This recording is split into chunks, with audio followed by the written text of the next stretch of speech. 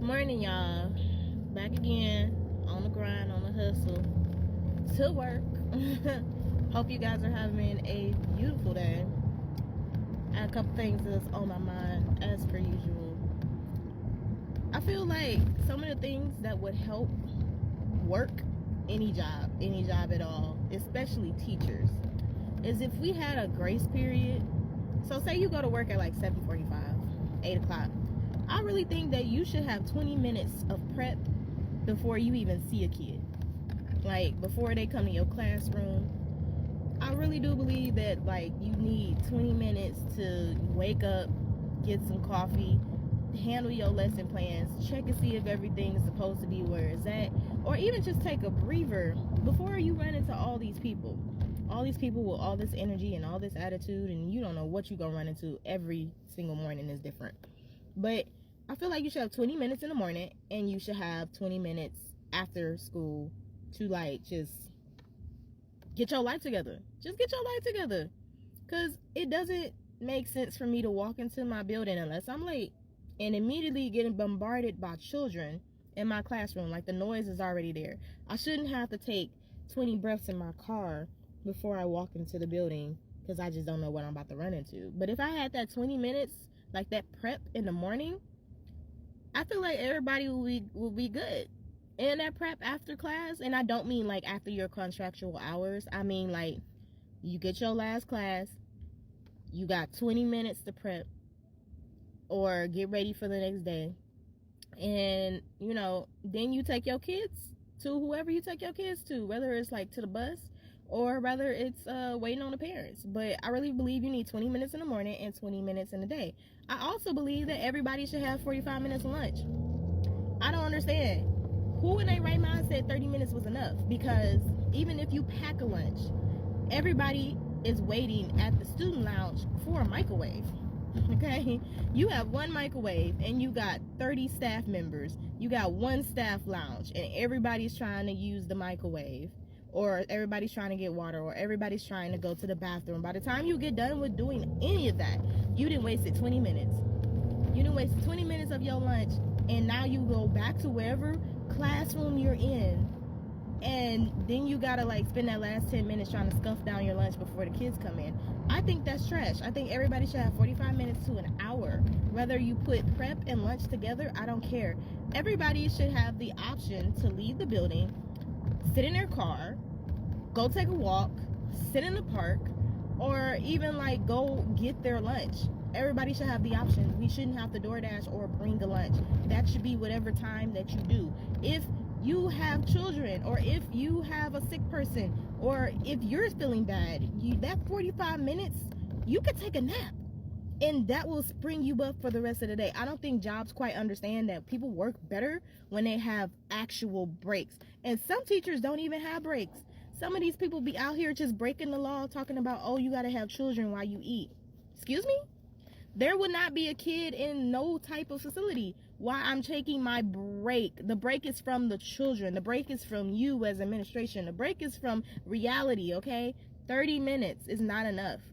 45 minutes to an hour tops is what I believe. And if anybody want to fight me on that, tell me, why is it that other countries have better breaks, have better health care, have better everything, and they are functioning better than whatever the fuck hell this is that we live in? Okay? Somebody tell me, because we run humans like robots, okay? They act like there's not studies out there that says, you know, you need X amount of sleep, you need X amount of food, you need X amount of time, you need X amount of breaks. And we're the teachers of the future. We are here with the kids of the future. We should be our best selves on an everyday basis. So why not make it so we could be our best selves? Y'all already know y'all work us from 10 to 10, 8 to 10, 9 to 10, like all day. We with these kids all day. Some of us don't have any real breaks. Some of us don't have a prep because a teacher is out. Some of us don't have a prep because there was a fight. Some of us don't have a prep because we are watching kids that are not even in our grade level. We just got elementary, middle school, and high school all in one classroom. We just like, what the hell's happening? We rocking it, okay? The school's out here breaking all types of laws and we just rocking with it.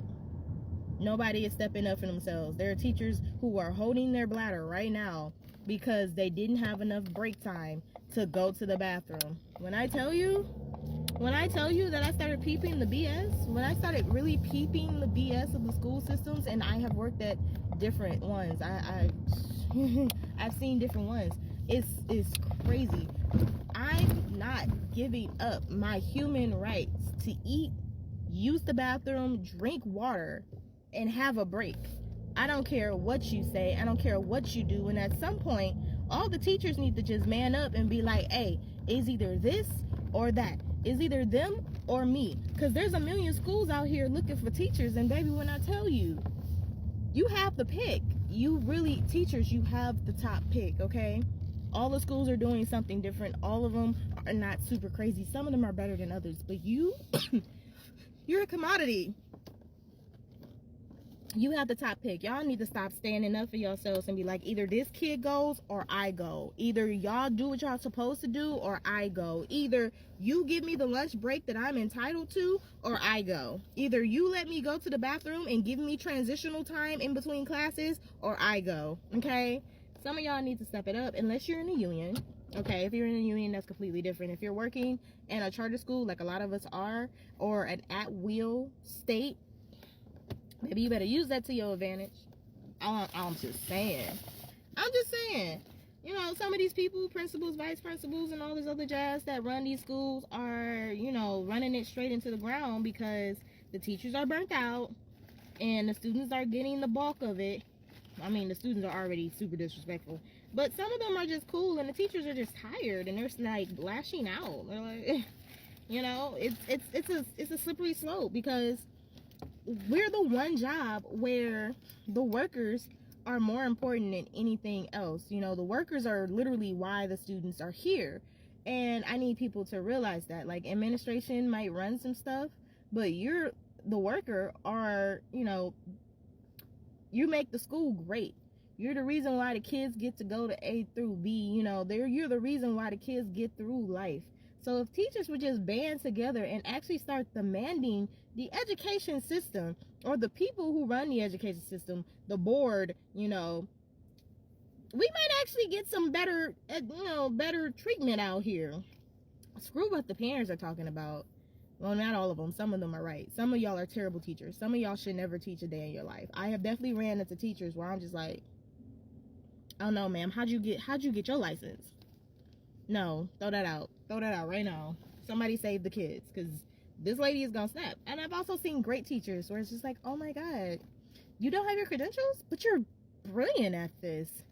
And then I've seen the school run away good teachers, and I've seen the school keep terrible teachers because they need the numbers. Like, it's crazy out here, y'all. The education system is crazy. The school looks beautiful on the outside, but on the inside, I need you parents to actually just come in, walk around, peep, don't say nothing, just look, take notes. Like, that teacher is not happy, that teacher is struggling, that teacher is depressed, that teacher is on his last leg, that teacher is burnt out, that teacher has the fakest smile in the world, and she's like, or he's like 2 seconds from just packing up the bags, leaving all the stuff and going. You don't know how many times I've seen teachers leave everything in the classroom. And I mean everything. Just take their coat and go and never come back. It is not even like it was stuff that the school gave them, because most of us don't have stuff that the school gave us. Most of us buy stuff, a lot of stuff. And teachers are dipping.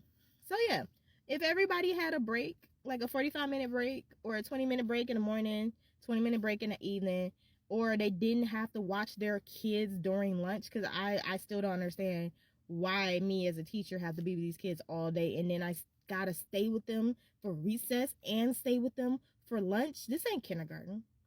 This ain't preschool. Once you get to a higher grade, like, you're supposed to be able to be like, okay, bye kids, I'll see you next class, and then welcome the next group of children. There should be staff members to take care of X, Y, and Z.